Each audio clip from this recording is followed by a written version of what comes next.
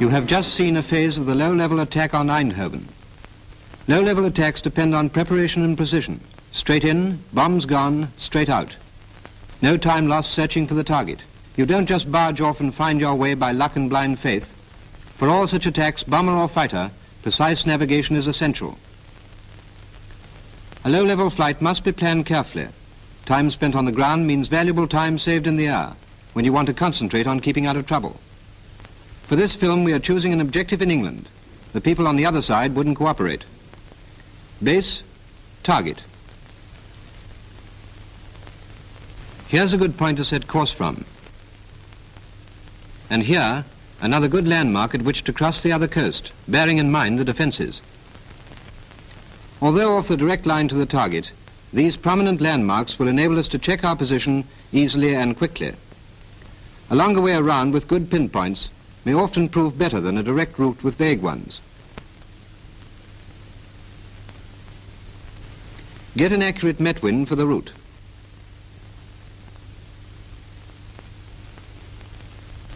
Having decided what airspeed you will fly, fill in the rest of your flight plan. Measure your tracks, and using a computer, work out your courses and ground speeds. And calculate your ETAs for each leg, and so on until you have the completed plan.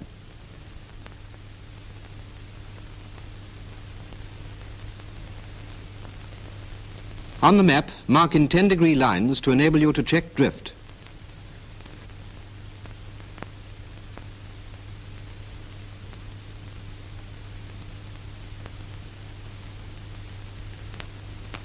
Then put in a time scale at your calculated ground speed at 5-minute intervals. 5, 10, and so on. Before we go further, let's consider the question of low-level map reading, because it's quite a different proposition from map reading at a height. Look at this piece of country. On the right, there is a small town. In the distance, there is a large wood which could obviously be identified on the map by its size and shape. Now see what the same piece of country looks like flying low.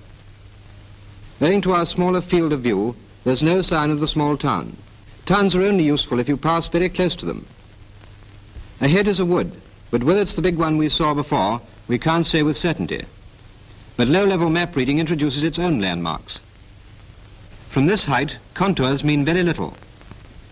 But at low level, every hillock and dale comes to life and can be compared with the map in detail.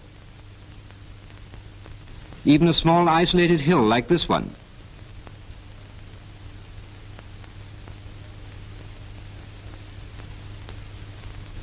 Solitary lakes are good too, provided you pass near them.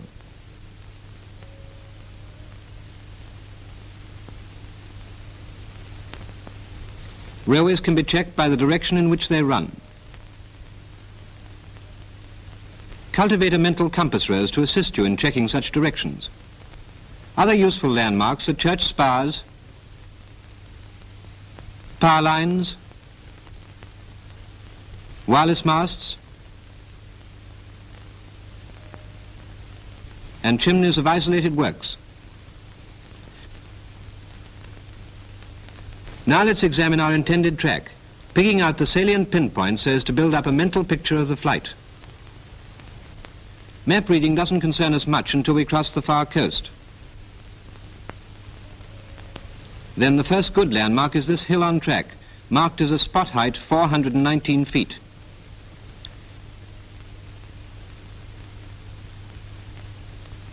Next we have this river flowing in a shallow valley parallel to track, and there's a railway at its northern end.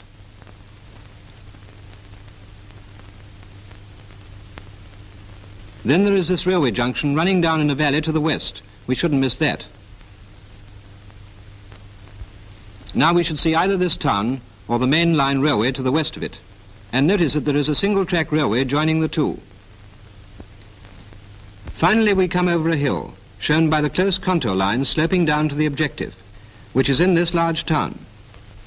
When flying, try to keep this picture in your mind. Let's just run over the points again. Point to reach enemy coast, hill, river, Railway junction, town, objective. Now we're all set to go.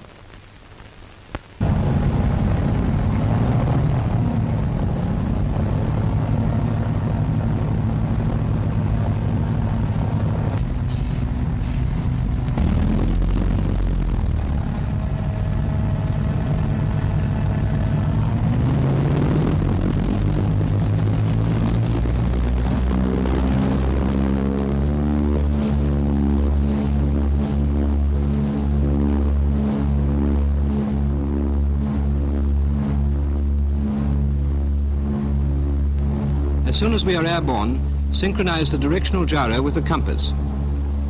Red on red.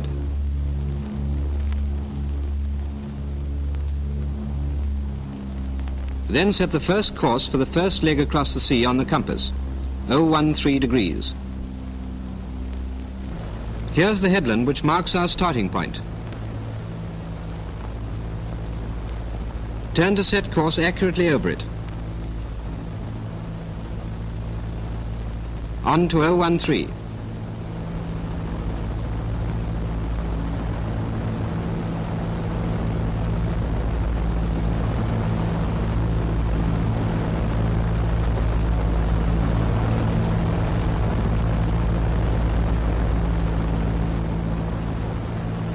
Time 12:12. Now we can fill in ETA for the next coast. 23.5 minutes. So the ETA will be 12:35.5. For the time being, all we have to do is to maintain course.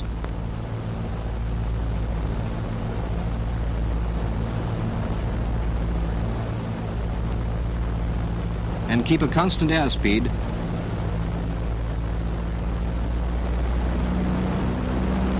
160 miles per hour.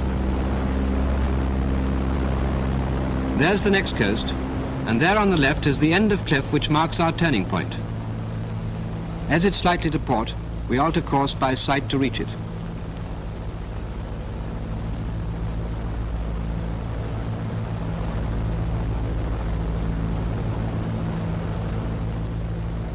Mustn't forget to check the gyro as often as possible.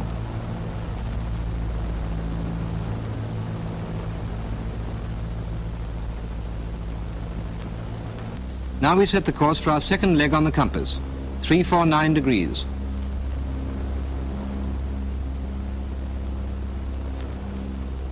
Turn to set course accurately over the rocks, on to 349.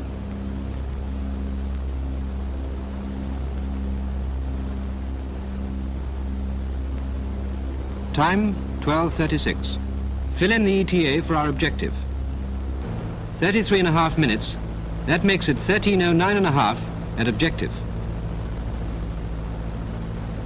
Now we can begin serious map reading. The first thing we can do is to mentally check the angle of crossing the coast.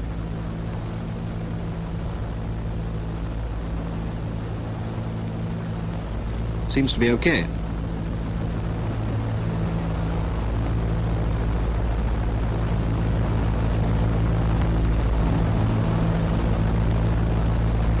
Our first landmark is the spot height.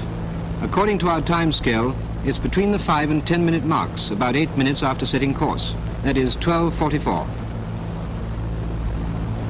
There's no point in searching around for a landmark which isn't due. We concentrate on flying a steady course and keeping a good lookout.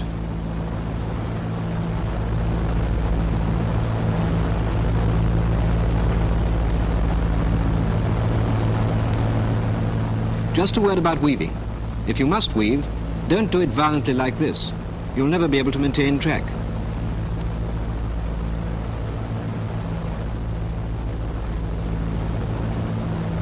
Make it a gentle weave, not more than 30 degrees either side. That's quite sufficient.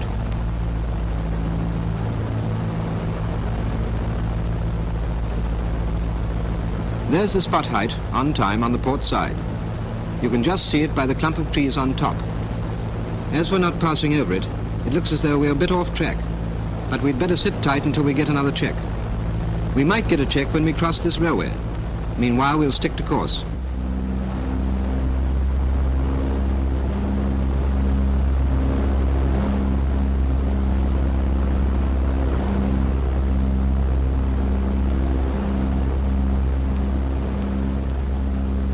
There's the railway at the bottom of the hill, but notice its direction. It looks as though instead of crossing here, we have crossed it somewhere about here. According to our 10-degree lines, we are about 5 degrees starboard of track. We must alter course about 8 degrees to port. That is 5 degrees track error, plus 3 degrees to regain track. 349 degrees less 8, that is 341.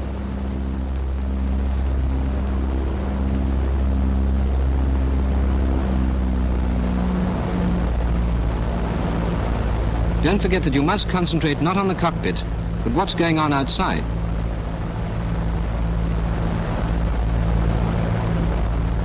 Hello, here's a river. Looks as though we're close to our next landmark. It's just about due, too. That's the river, which should be on our starboard side. There it is. It's such a shallow valley as to be hardly noticeable. But there is no mistaking the river. We are directly over it, so we are still slightly starboard of track, but we should regain it in a minute or so. Look out for the railway. According to our time scale, we should be there after 18 minutes. That's 12:54, any moment now. There it is. A minute early. We are roughly halfway, so our ETA for the objective will be 2 minutes early. That is 13:07.5. We must be about on track now, so we'll alter course to maintain it. About 3 degrees to starboard. That is on to 344.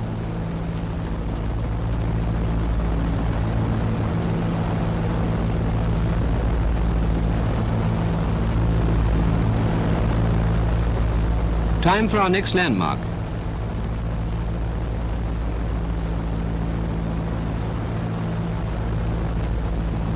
There it is. There's the junction. We're on track.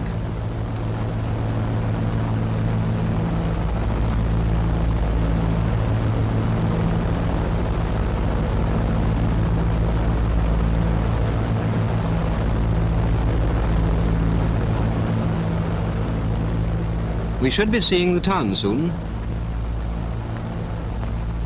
Yes, there's a single line track.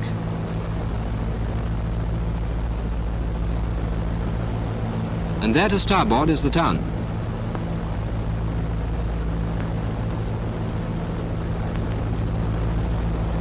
Only 5 minutes to go. Don't forget that steep slope down to the objective.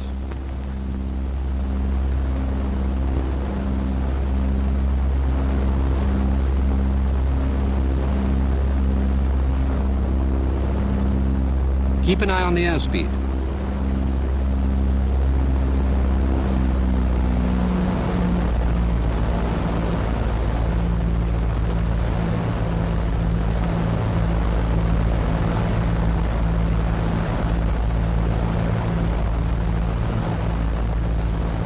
There we are. There's the objective down in the valley. On this flight, no time was wasted scratching about on the map trying to identify odd pinpoints.